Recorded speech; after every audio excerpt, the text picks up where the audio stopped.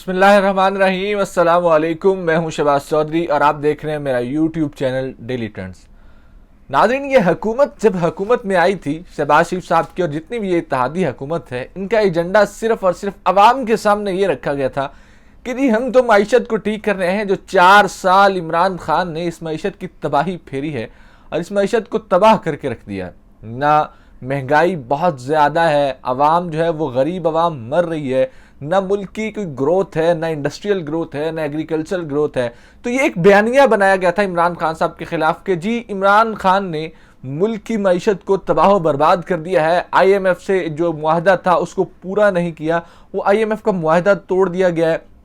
जिसकी वजह से IMF के साथ जो अगली हमारी किस्त थी वो डिले हुई। और वो डिले होने के बाद इंटरनेशनल मार्केट में जिस तरीके से लोग ट्रस्ट कर रहे थे वो ट्रस्ट नहीं कर रहे थे और पाकिस्तान को कर्जे नहीं मिल रहे थे, जिसकी वजह से पाकिस्तान डिफॉल्ट की तरफ जा रहा था। ये एक सारा बयानिया था जो पाकिस्तान मुस्लिम लीग नून की जानिब से और इत्तेहादी हुकूमत की जानिब से बनाया गया। लेकिन उसके बाद आके जब हुकूमत मिली तो मुफ्ता इस्माइल साहब को वज़ीर ख़जाना बनाया गया। मुफ्ता इस्माइल साहब वज़ीर ख़जाना बने, अब तक उन्होंने यही कहा जी, हुकूमत सारी एक ही बात पे मुत्तफिक थी कि मुफ्ता इस्माइल बहुत अच्छा काम कर रहे हैं और मुफ्ता इस्माइल ने पाकिस्तान को डिफ़ॉल्ट होने से रोका है और पाकिस्तान को डिफ़ॉल्ट होने से बचाया। बड़ी मेहनत करके, बहुत ज़्यादा जो है स्ट्रगल करके, दिन रात जाग के मुफ्ता इस्माइल ने पाकिस्तान को डिफ़ॉल्ट कर जाने से बचाया और पाकिस्तान की मईशत को दुरुस्त सुमत में लेके आए हैं। लेकिन पिछले एक हफ्ते में जो डेवलपमेंट्स हमने देखी, इसहाक डार साहब को लाया गया और किस तरीके से इसहाक डार साहब को केसेस ख़त्म करवा के उनको वज़ीर ख़जाना बनाया गया। अब सूरत हाल ये है कि मुफ्ता इस्माइल और इसहाक डार जो हैं वो एक दूसरे के आमने सामने खड़े हैं। मुफ्ता इस्माइल साहब कहते हैं कि जी मैंने इस मुल्क को डिफ़ॉल्ट से बचाया और मैंने इस मुल्क के लिए सख्त फैसले किए, इस मुल्क की इकॉनमी के लिए सख्त फैसले किए। इसहाक डार साहब ने आते साथ जो है, अभी इसहाक डार साहब आए हैं और मार्केट के अंदर जो है वो डॉलर का जो 10 रुपये है वो रेट कम हुआ है और इसको ये बताने की कोशिश की जा रही है कि ये जी इसहाक डार साहब की करामात हैं और इसहाक डार साहब ने आते ही अपनी कोई करामात दिखाई है और जादू की छड़ी थी वो चलाई है। ना पाकिस्तान की कोई इंडस्ट्रियल ग्रोथ बढ़ी है, ना आपके रेमिटेंस बढ़े हैं, ना आपके फॉरेन रिजर्व्स बढ़े हैं, ना आपको कहीं से डॉलर मिले हैं, तो आपका डॉलर अचानक से नीचे आना शुरू हो गया। तो ये तो इसहाक डार साहब की करामात हैं, ये उन्हीं की कोई जादुई या कोई करिश्माती शख्सियत है या उनके पास कोई ऐसा करिश्माती जो है वो मोज़ा है जिसकी वजह से डॉलर कम होना शुरू हो गया। अब मुफ्ता इस्माइल साहब ये कहते हैं कि जी मैंने IMF से मुआहदा किया और IMF से डील की और हमें जो आखिरी किस्त की डिले मिल रहा था वो इसी वजह से मिल रहा था कि वो यही कहते थे कि जो हमारी उनकी एक शर्त थी कि यदि हम पेट्रोलियम के ऊपर लेवी लगाएंगे, वो पेट्रोलियम लेवी जो हम लगाने की कोशिश कर रहे थे या हम लगा रहे थे, IMF ये कहता था कि आप 2 से 3 महीने बाद वो लेवी नहीं लगाएंगे, हमें इस चीज़ का शक है कि आप लेवी छोड़ देंगे। मुफ्ता ने कहा जी हम ना उनको यकीन दिलाया कि हम इसके ऊपर लेवी लगाएंगे। 2 महीने लेवी लगाई, 10-10 रुपये डीजल पे 5 रुपये, लेकिन तीसरे महीने लेवी नहीं लगाई। फिर वज़ीर आज़म साहब ने मुझे कहा जी उनसे बात करें कि हम अगर पेट्रोलियम की कीमतों को फ्रीज़ कर सकें। तो वो ये इस तरह की सारी चीज़ें थी।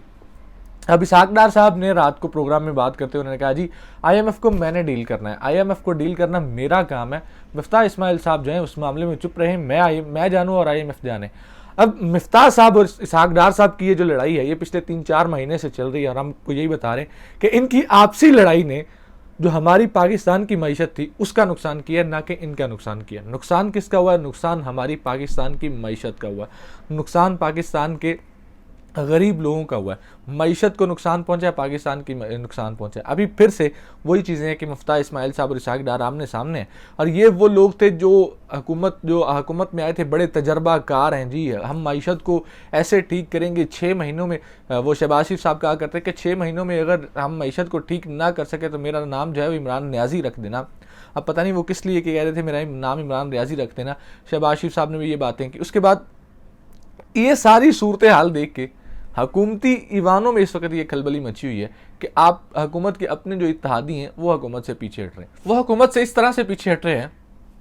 कि ये हुकूमत में अगर आप देखें कि ये पिछले एक हफ्ते के अंदर अंदर पाकिस्तान पीपल्स पार्टी के जितने भी लोग हैं या ANP के या JUIF के जितने भी लोग हैं, कितने लोगों ने पाकिस्तान मुस्लिम लीग नून की टीम्स के साथ खड़े होकर प्रेस कॉन्फ्रेंस में शिरकत की या कितने लोगों ने टीवी पे बैठ के इस हुकूमत को डिफेंड किया, या इसहाक डार की पॉलिसीज़ को डिफेंड किया या इसहाक डार की मईशत को डिफेंड किया। फिर उन्होंने इसहाक डार साहब ने बात की थी, मैं खुद नहीं आया, मुझे लाया गया। इस बात से एक चीज़ तो वाज़ है कि कौन इस मुल्क में उनको लेके आ सकता है और किसने लाया है, कौन ला के इसहाक डार साहब को वजारत ख़जाना पे बिठाया। तो आपको पीपल्स पार्टी भी पीछे मिलेगी, वो JUIF भी पीछे मिलेगी,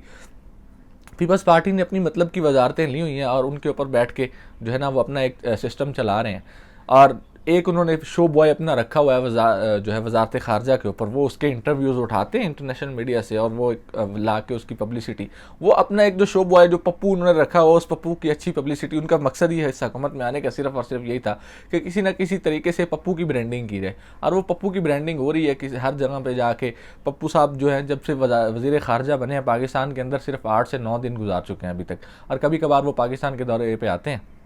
बहुत सारे ममालिक के वज़ीर ख़ारजा होते हैं जो दूसरे ममालिक के दौरे के ऊपर जाते हैं, लेकिन हमारे वज़ीर ख़ारजा हैं वो कभी कभार पाकिस्तान के दौरे पे आते हैं। यहाँ पे आपको एक और ख़बर दें कि कल मरीम नवाज़ का जो पासपोर्ट वापस किया गया, अब वो पासपोर्ट सिर्फ वापस नहीं किया गया,